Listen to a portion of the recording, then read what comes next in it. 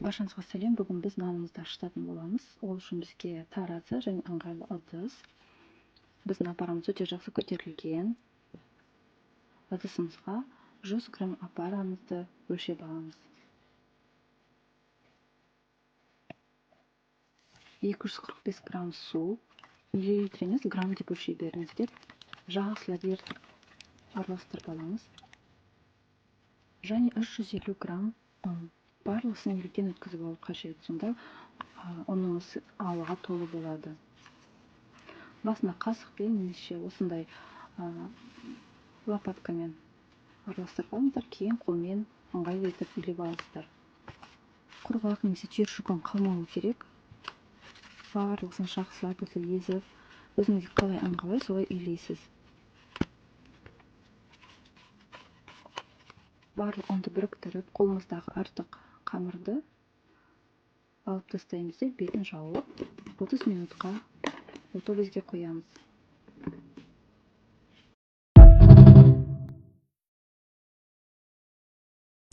Ал енді біздің тұз салу этапына жеттік. Қамырымыз 30 минут бойы отолезде тұрды, тынықты. Енді тұз саламыз. Қамырымызды алып, оған тұзымызды сеуіп, шамалы қолымызды суға салыңыздар болады. Тұзымыздың еруіне дейін осылай біз қамырды илейміз. Үстелге ұрғылаймыз. Оны қазір жеке видеода көрсететін боламын. Мен ыдыстың ішіне қамырды иледім. Өзіңізге қандай нұсқасы ыңғайлы, соны істесеңіздер болады. Толық тұздың еруін күтеміз. 10 минут бойы қамырымыз илеп болған соң бетін жауып 50 минут обменкаға қоямыз. Яғни 50 минуттан кейін бізде бірінші обменка басталады. Осы 50 минут бойы қамырымыз беті жабық күйінде тыныш жерде тұруы қажет. Міне нан илеудің екінші түрін көрсетіп жатырмын. Тұздың сіңіруі үшін осылай нанды илейміз.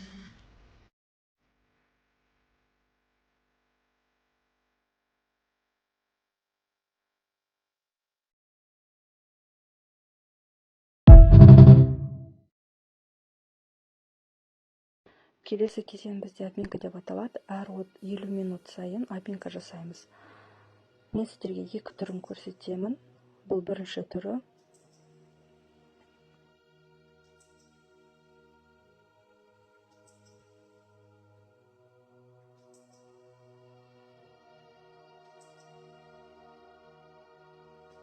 Бұл обменканың екінші түрі. Сізге қайсы ыңғайлы, соны істесеңіз болады. Обменка жасаған сайын бізде қамыр ауаға толады және жақсы көтерілуіне септігін тигізеді.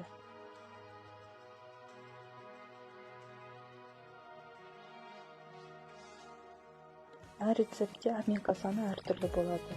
Біреуінде 3, біреуінде 4 болады.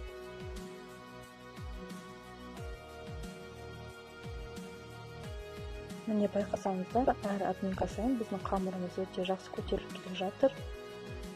Енді келесі кезекте біз предформовка жасаймыз. Міне бізде 3 обменка болды. Міне қарап отырыңыздар, қамырдың түбі де жақсы көрініп тұр, көпіршіктеніп. Бұл бізде предформовка. Қамырды ортаға жинастырып, бетін 20-30 минутқа жауып қоямыз.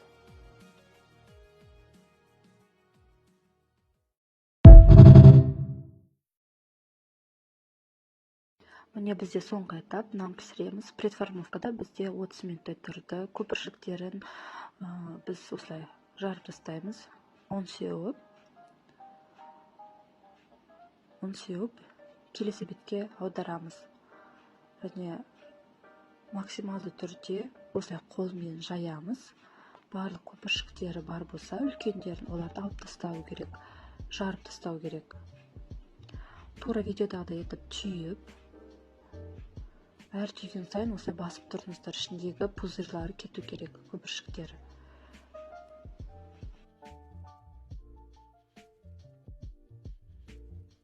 Ең соңында осылай бір-біріне жабыстырып түйеміз.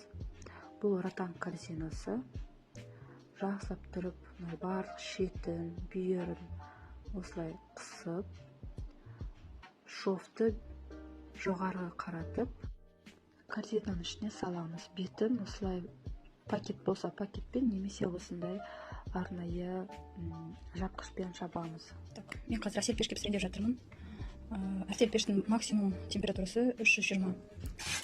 1 сағатқа қоя саламыз, және асты үстін бірге қосамыз.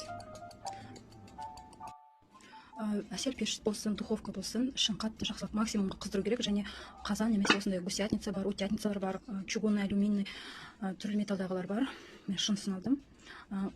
Духовканың ішін, пештің ішін осы қазанмен, табамен немесе осындай гусятницаның барлық ыдысымен бірге ысытамыз. Қатты ысытамыз максимумда.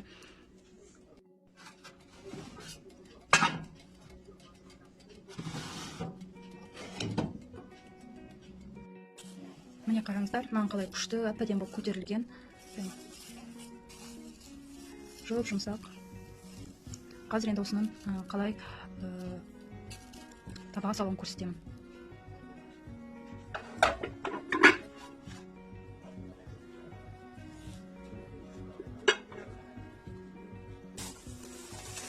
Бұл менде бөлме температурасында тұрған расстойка. Салқын расстойкаға да қоюға болады, холодильниктің ішіне 8-12 сағатқа.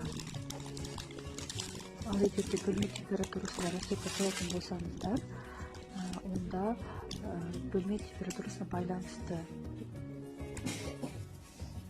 2 сағатта, 3 немесе 4 сағатта көтерілуі мүмкін. Ойша ортадан тең көресіздер, бірінші жағынан сурет саламыз, екінші жағын гребешокпен жаңа тілеміз.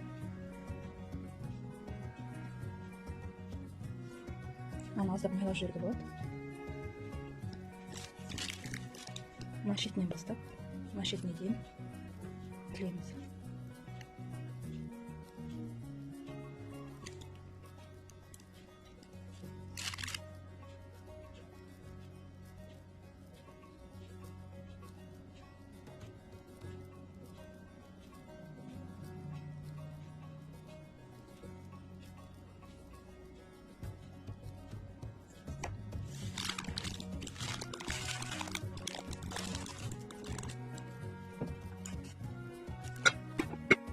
Міне 320 градуста 10-15 минуттай осылай піседі. Егер мощность аз болса, 20 минутта пісіруге болады осылай.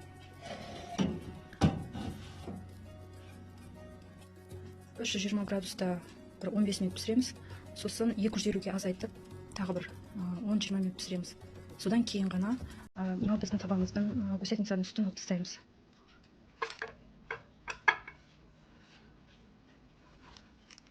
Міне біздің гребешогымыз ашылды. Қайтадан беті ашық қылып пешке саламыз. Бетін ашып болған соң қызарғанша пісіреміз. Әр пеш әртүрлі пісіреді, сондықтан оның уақыты да әртүрлі болады. Ыстықта айналды кеспейміз, тек суығанда ғана кесеміз.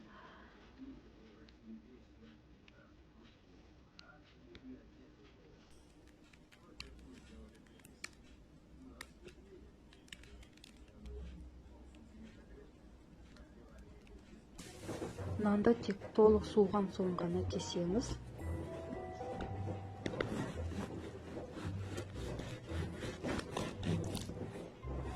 Міне қараңыздар, іші барлығы піскен, жұмсақ. Міне осылай басқан кезде нан өзінің қалпына келеді. Міндетті түрде пісіріп көріңіздер, қолды нанына жететін нан жоқ. Аз болсын,